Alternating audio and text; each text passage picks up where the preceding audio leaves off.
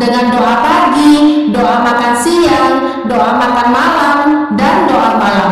Meskipun selain itu masih ada banyak hal yang dapat kita doakan dengan tidak dibatasi oleh ruang, waktu, tempat, situasi, dan kondisi apapun.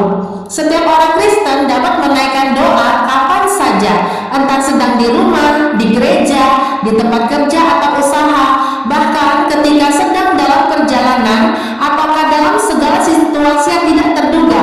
Bayangkanlah, satu hari ada 24 jam yang Tuhan Yesus berikan untuk kita isi dengan bijak, dan salah satunya yang paling berharga dan bermakna ialah waktu berdoa.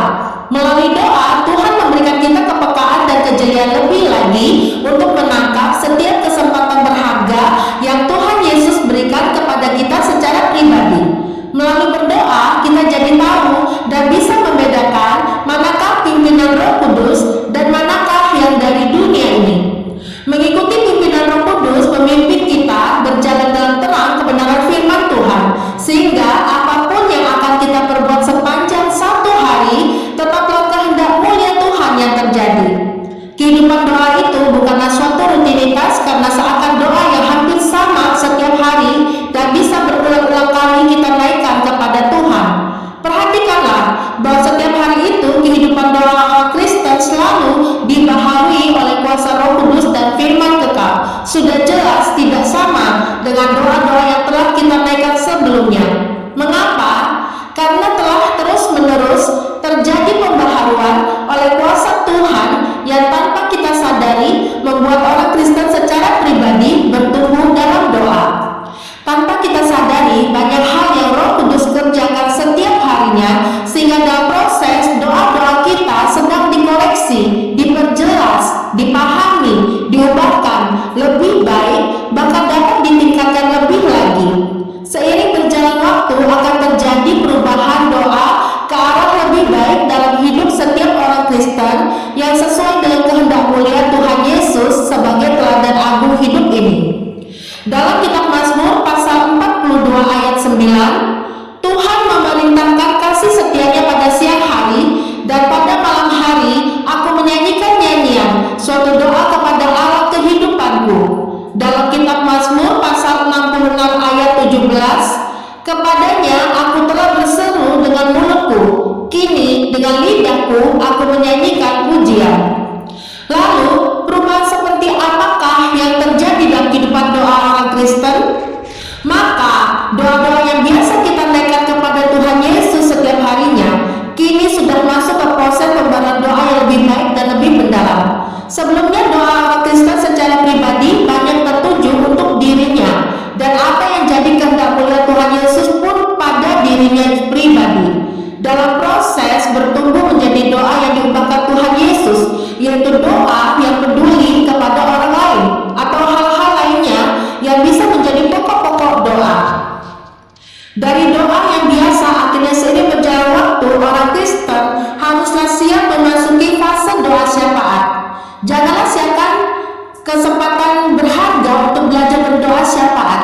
Janganlah dirugikan oleh waktu yang terbuang berkaitan sudah berapa lama ikut Tuhan Yesus dan adakah pertumbuhan dalam doamu, karena doa adalah hal mendasar kita terkoneksi dengan Tuhan, di mana segala sesuatu yang ingin kita perbuat tidak lagi ikuti kehendak kita, tetapi menurut kehendak Tuhan yang terbaik. Dalam kitab 1 Tesalonika pasal 5 ayat 17-18, tetaplah berdoa, mengucap syukurlah dalam segala hal, sebab itulah yang dikehendaki Allah di dalam Kristus Yesus bagi kamu. Makna doa syafaat adalah doa orang Kristen yang mendoakan orang lain, baik yang sudah Kristen ataupun yang non-Kristen. Juga banyak hal lainnya dalam dunia yang bisa menjadi pokok-pokok doa syafaat. Di dalam belajar berdoa syafaat, si pendoa hatinya diperluas oleh karya Roh Kudus dan firman Tuhan yang melawat hidupnya secara pribadi. Sebuah hati yang sungguh dipenuhi kasih Kristus yang kekal, tulus, murni. Karena Tuhan Yesus pun terlebih dahulu memberkati si pendoa syafaat sebelum memberkati setiap mereka yang ada dalam pokok-pokok doa syafaatnya. Tuhan Yesus pun terlebih dahulu menyucikan pikiran, perkataan, perbuatan si pendoa syafaat bersih, suci, dan siap masuk dalam peperangan rohani dalam doa syafaat. Tidaklah mungkin seorang pendoa syafaat mau berdoa bagi orang lainnya atau banyak hal lainnya, tetapi dalam hidup pribadinya ada dosa atau sesuatu tidak beres di hadapan Tuhan dan sesama, maka doa syafaatnya belum berfungsi kerjanya. Mengapa? Karena Tuhan Yesus pun pasti menginsafkan si pendoa syafaat dahulu akan dosa atau kesalahan yang harus dibereskan, ditanggalkan, dan mohon ampunan Tuhan.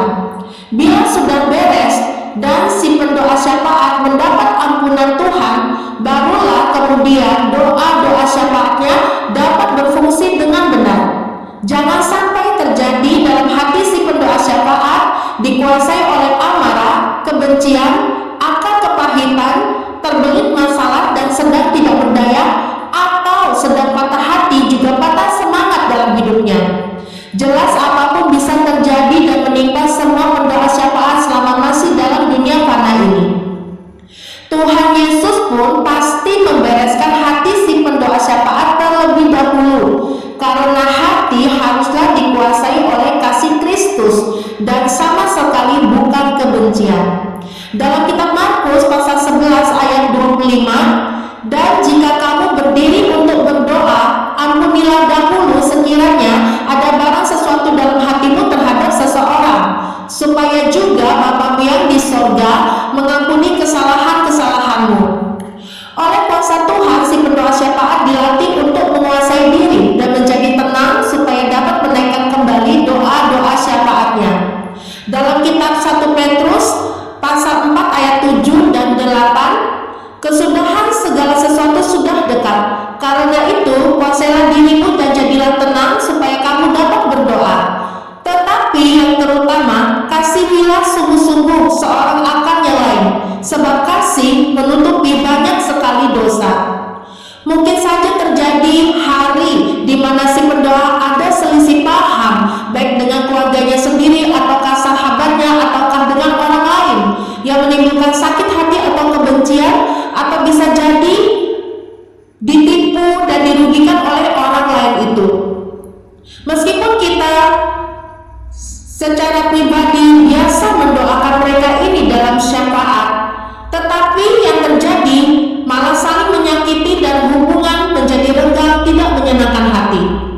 Maka Roh Kudus akan menginsafkan kita untuk membereskan hati kita di hadapan Tuhan Yesus, di mana kita harus tetap mengampuni mereka yang telah menyakiti itu.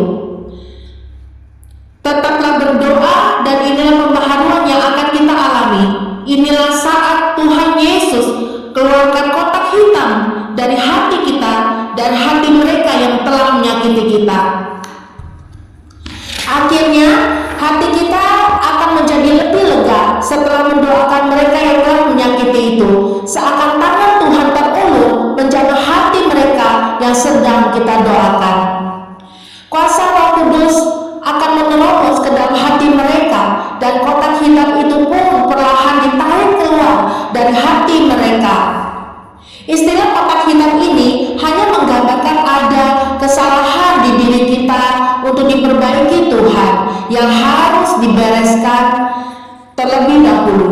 Intinya, dalam hati orang Kristen siapapun bisa saja ada kotak hitamnya atau sesuatu yang tidak beres dalam hidup pribadi di hadapan Tuhan dan sesama. Sadar ataupun tidak sadar, Roh Kudus pasti bekerja menginsafkan lewat doa supaya hati dibersihkan terus-menerus dan kotak hitam itu dikeluarkan dari hati kita, lalu serahkan itu kepada Tuhan Yesus. Biarkanlah Tuhan Allah bertahta melampaui seluruh isi hati dan kehidupan setiap kita. Dalam proses pendoa syafaat pasti akan belajar mempraktekkan kasih Kristus itu dengan limpahnya, sebab kasih Tuhan Yesus yang mampu mengampuni penuh dan menutupi banyak sekali dosa. Camkanlah, jangan karena si pendoa syafaat banyak mendoakan orang lainnya jadi merasa lebih unggul, lebih dewasa rohaninya. Sebenarnya tidak juga. Si pendoa syafaat dan mereka yang ada dalam doa-doa syafaatnya adalah sama-sama orang yang jauh dari sempurna, masih terus belajar menjadi pribadi lebih baik dari yang sebelumnya. Terkadang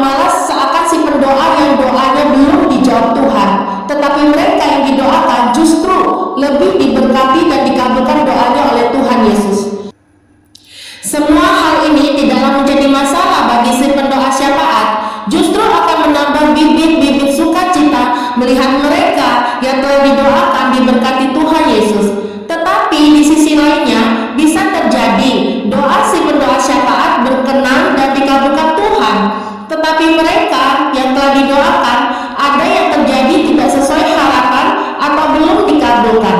Dan disinilah tumbuhnya bibit-bibit kesabaran Tuhan limpahkan.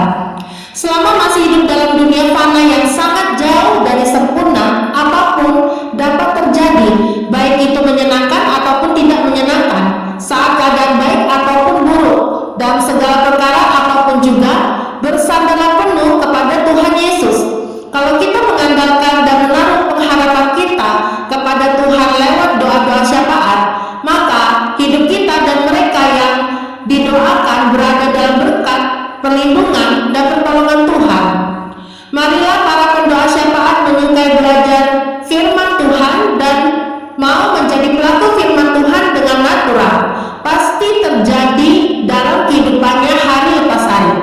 Para pendoa syafaat yang menghidupkan kebenaran firman Tuhan dan menyukainya akan mendapat ketentraman yang besar dari Tuhan Yesus. Dalam kitab Yeremia pasal 17 ayat 7, diberkatilah orang yang mengandalkan Tuhan, yang menaruh harapannya pada Tuhan.